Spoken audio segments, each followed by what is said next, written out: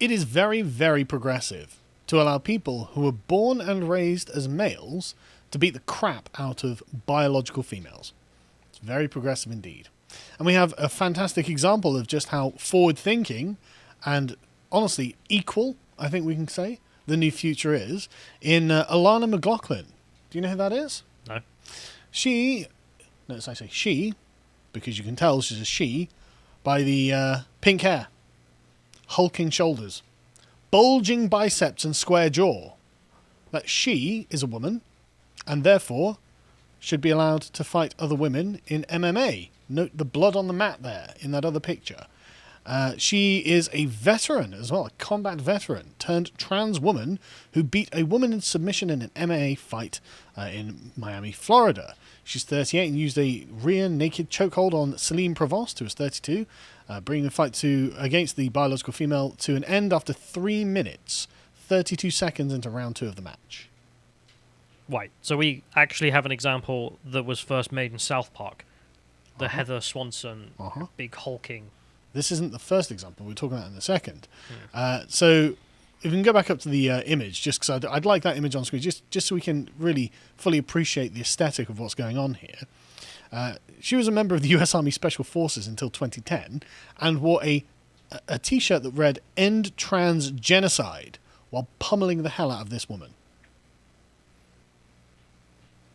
Very fair. U.S. Army Marines. Special Forces. Special Forces. Good God. Now MMA fighter. And woman. TM. Anyway, Provost was able to land a few punches, but then she got the crap kicked out of her. And afterwards, after obviously opposing trans genocide, which is clearly a thing that's happening everywhere, McLaughlin praised the efforts of one Fallon Fox, another MMA trans fighter who is famous for beating the hell out of women. Another woman beater. But thankfully they're women, Callum. Okay. So, you know. McLaughlin said, "I want to pick up the mantle that Fallon put down." Because Fallon's 44 now, but a bit too old to fight. Even women. She said, "Right now I'm following in Fallon's footsteps." God, you got to be proud to do that. And Fallon's fists. Yeah, not even a knees, you know. "I'm just another step along the way, and it's a great hope that there'll be more to follow behind me." Aren't we all just hoping that's... It's that scene from Aeroplane, you know, when the passengers like freaking out and they're like, slap out of it. No, let me do it. Yeah. There are going to be many more to follow. She told Outsports, which is a sporting website, before the match, the MMA policy on transgender athletes says that it's not a requirement for the athlete to undergo complete gender reassignment surgery. Medical documentation would need to be provided of the relevant surgeries and procedures she underwent during transition. So I suppose if you take some sort of hormone changes and to some extent maybe you count as trans. But what's interesting is that Fallon Fox was in the audience cheering on McLaughlin here as she beat the hell out of this other lady. Following in her footsteps, very, very proud. Do you have any quotes from Fallon Fox? No, but we're about to go into what Fox did in her career, just to remind ourselves what kind of footsteps we're following in, because they're so very progressive. Now, you may remember that I think it was in 2014, Fallon Fox had come out as transgender and then broke the skull of a woman. Tamika Bentz was fighting her, where she describes brutally defeated her American opponent. The fight lasted 2 minutes after the referee was forced to halt the contest because Fallon Fox had basically bent her over and kneed her in the face so hard that she broke her skull. Brent received 7 staples to her head, a concussion, and broke the orbital bone inside her skull. For progressivism, for inclusion, for diversity. Crack women's skulls open for diversity. Oh yes, it's very progressive.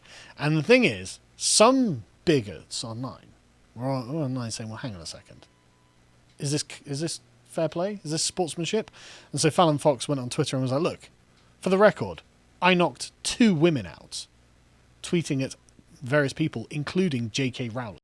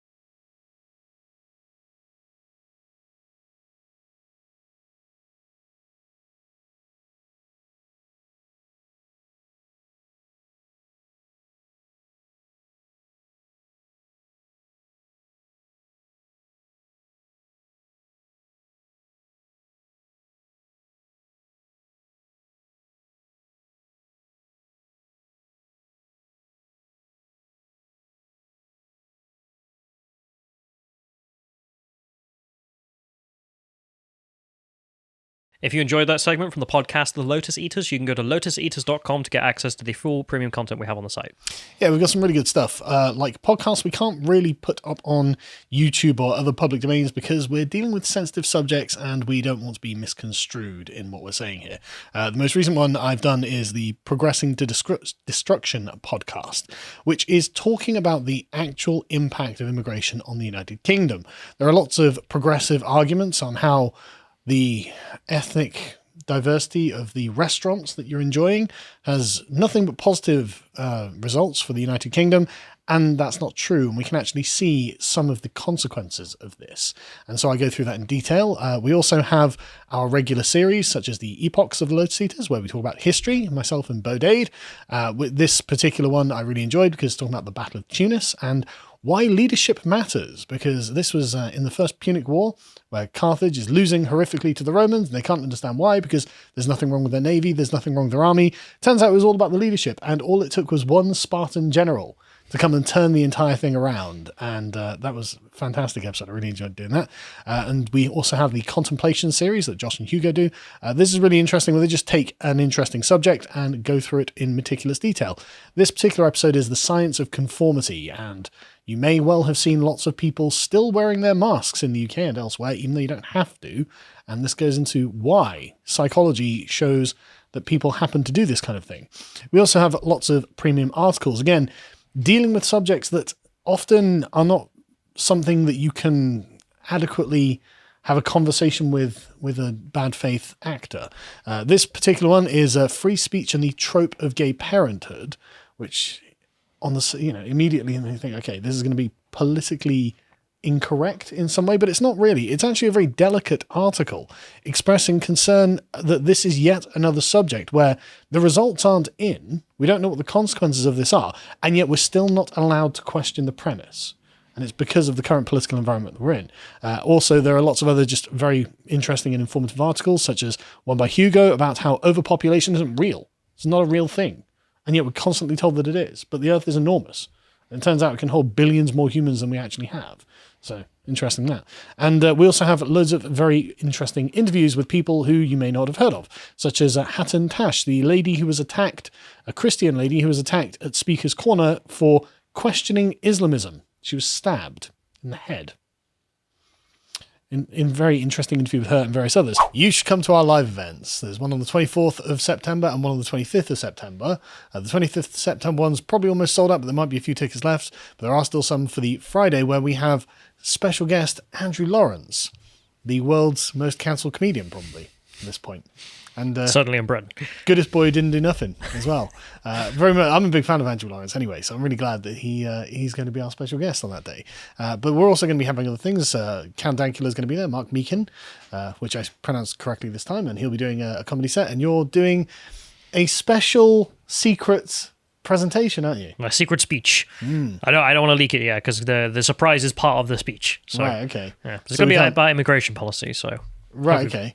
And I'll be doing a secret presentation as well, which again I don't want to spoil because it ruins the fun of it, doesn't it? But yeah, so these will be somewhere in South London, secret venue, because you know how leftist activists are. Insufferable. But we will email you the details of where the venue is after you've signed up, obviously, because that way we don't have to make it public, and a bunch of people who don't want to come and just want to stop us from having a live event can't come and shut it down. So you can go to lotuseaters.com and find that, and we will see you there.